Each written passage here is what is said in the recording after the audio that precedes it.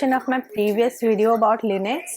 So we will talk about more things in this video. Earlier we have covered basic commands like pwd, ls and change directory, and lot many commands. So now we'll understand that what exactly we are doing.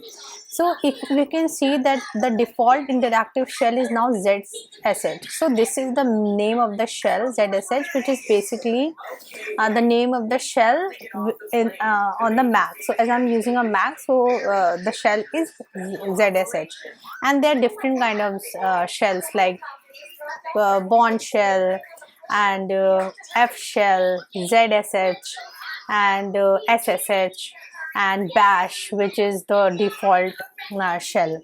So now let me clear the terminal using clear command. And now if I want to see that who am I, so it is saying that the user is Sundus Hussain. So this is not the root user. So basically root user is someone who has the right to install, kill the process, change permissions, create users, modify system configuration.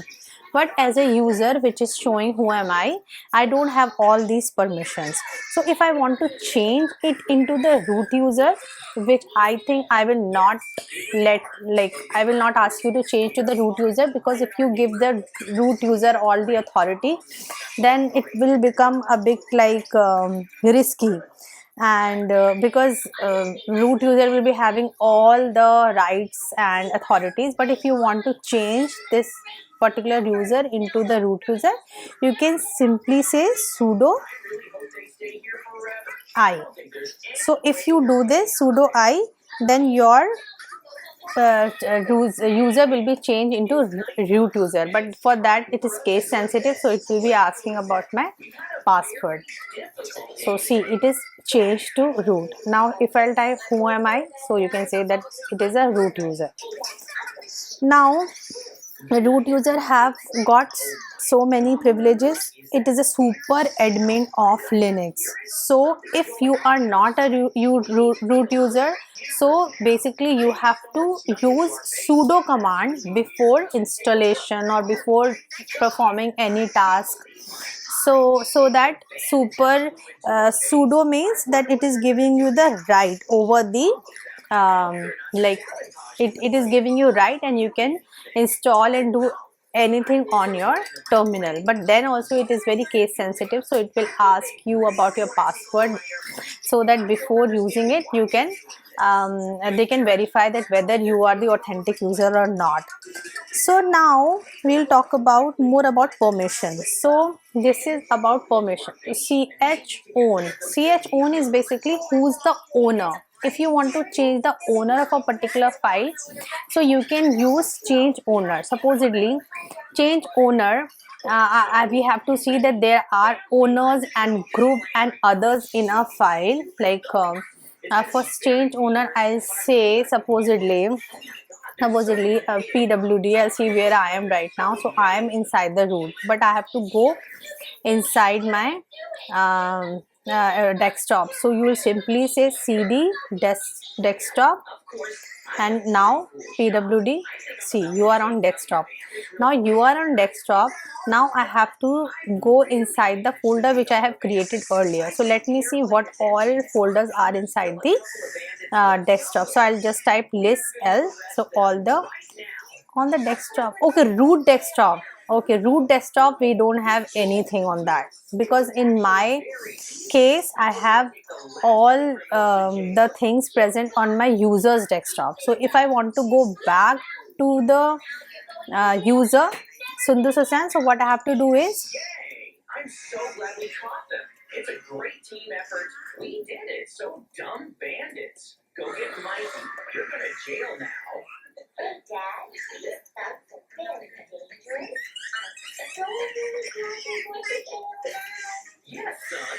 They're never coming out of there. my previous user, like the earlier user, because I want to use the desktop of that user, so I will simply either write exit, and I have logged out from my root user. And now if I want to see who am I, Stupid bandits. just clear and see. We're dead. Yay! We did it. who am I after exit. So back we are on the normal user because I don't have work on the like I don't want root user right now. So pwdlc, yeah, we are here. So I want to go inside the desktop. I'll change directory and go inside the desktop. I'll see the files on the desktop. So yesterday I had created a folder. I'll be using that folder only, Linux N. So I'll be using this folder only. So I will go inside this folder again, clear, and now pwd. So we are in this folder. Now I have to see what is there inside this folder. So see, there are total like 8 files. There is a one file, new file.txt. So if you see this line, so what it means that this is the permission. I'll discuss about permission right now. This is the permission, this is the name of the owner, this is the group, this is the date, time, and the name of the file. So you can see here, you can see something like read, write, execute. So there are few permissions. There are few permissions like read, write, and execute permissions to different owners. So we have different owners. Like if you see, these are in 3 like three permissions are giving, like this must be read, write, execute, read, write, execute. But this is 3 permissions are given to user,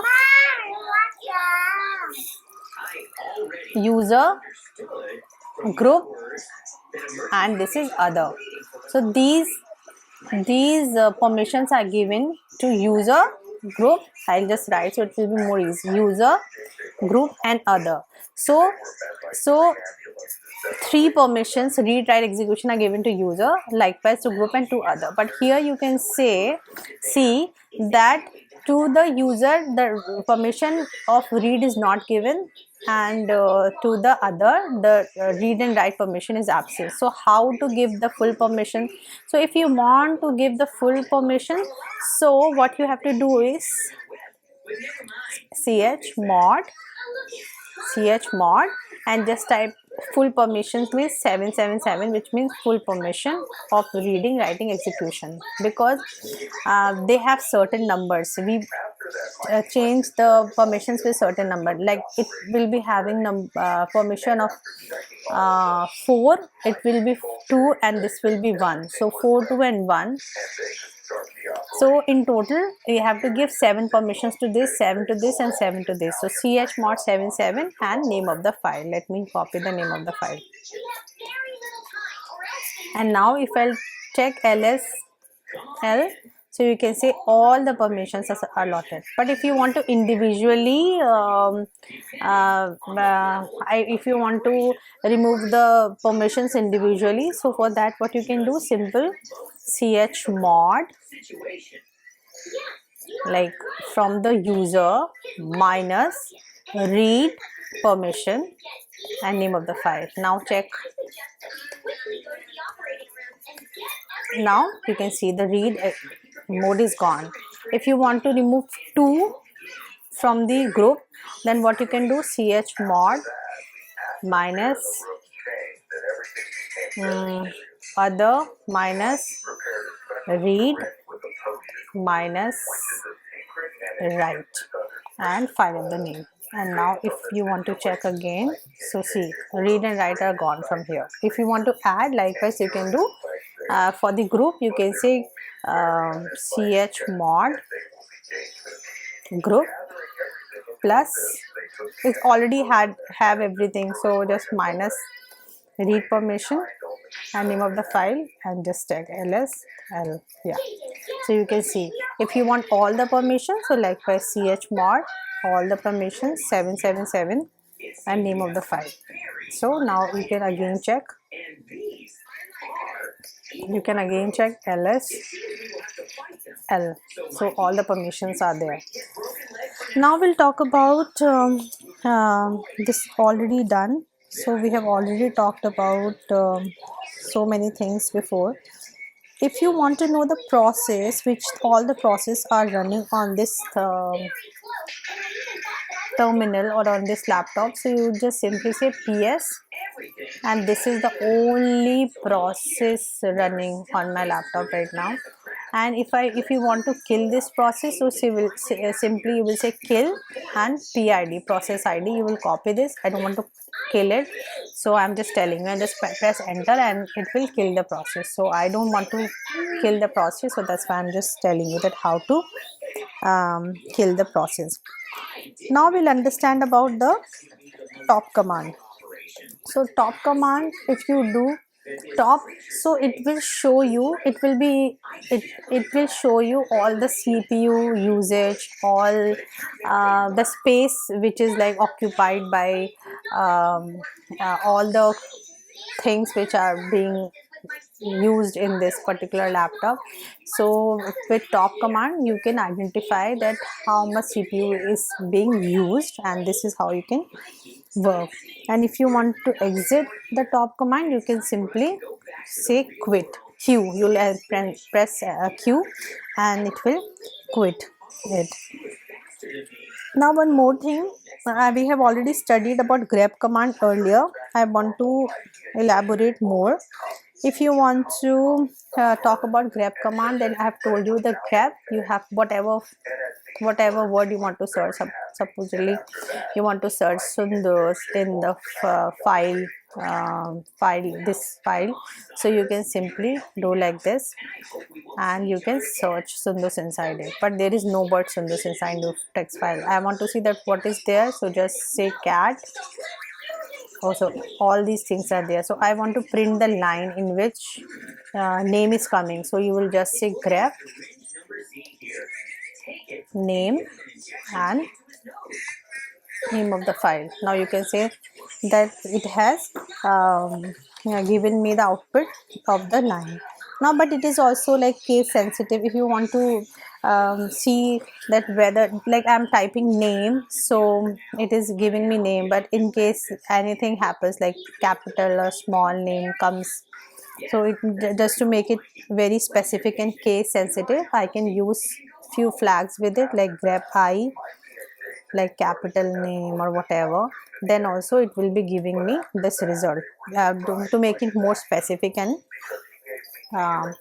case sensitive. Because when you have so many logs, so obviously it becomes very difficult for you to fetch all the data with a very precision. So for that you have to make it case sensitive. There are more flags also which you can use with the grep command.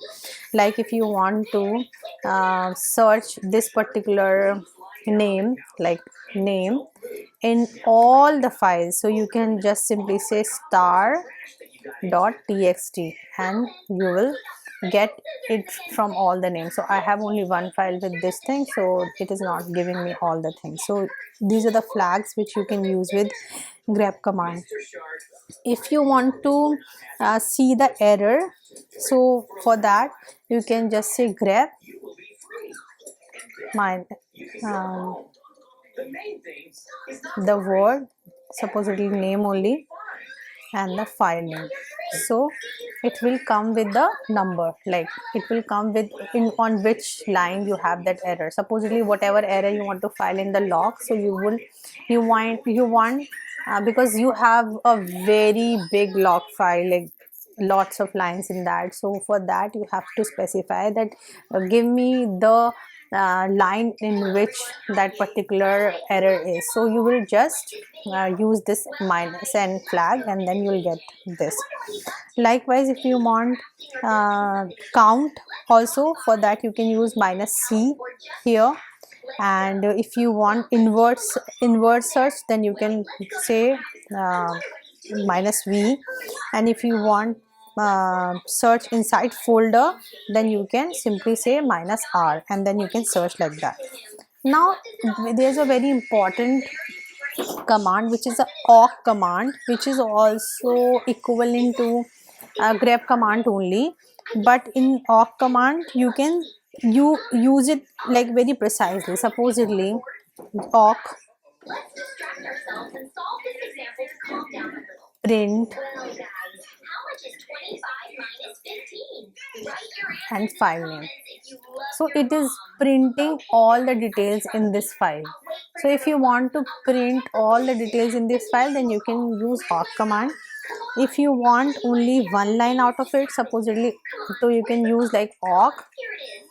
Okay, I'm calling. Hey, police, come quickly. There's Like it is also like search only, but if you want to search specific lines like $1 I contacted the police. and name of the file, then see only one line, like this one line, or you can say this one column is being printed. Now if you want two column, so likewise you can say awk, the same command, It's very important. print Well, as I told you, $1. there's been a murder. I went out this morning to visit my One, friend. supposedly column 1 and column 3 you want to There were body search. parts lying all over the 3, place. I was close really it and scared. file name, Come on, and let's then take a you look will around. get, We because need to find some clues. this you will get this one, first one, and this one, first column and third column. So this is how you can use awk command. Grep command, awk command we have already, Yes, officer, you're right. um, We need to follow these tracks. chmod, chown we have studied. Now there are more things which I have to, if you want to check the disk space, so you can just say Solving this whole mystery. df, so you will get to see the space of the disk and how much capacity is being used, how much is available, But how come why? and all the file systems it will But we must go. tell you. And thank you for your understanding. Well,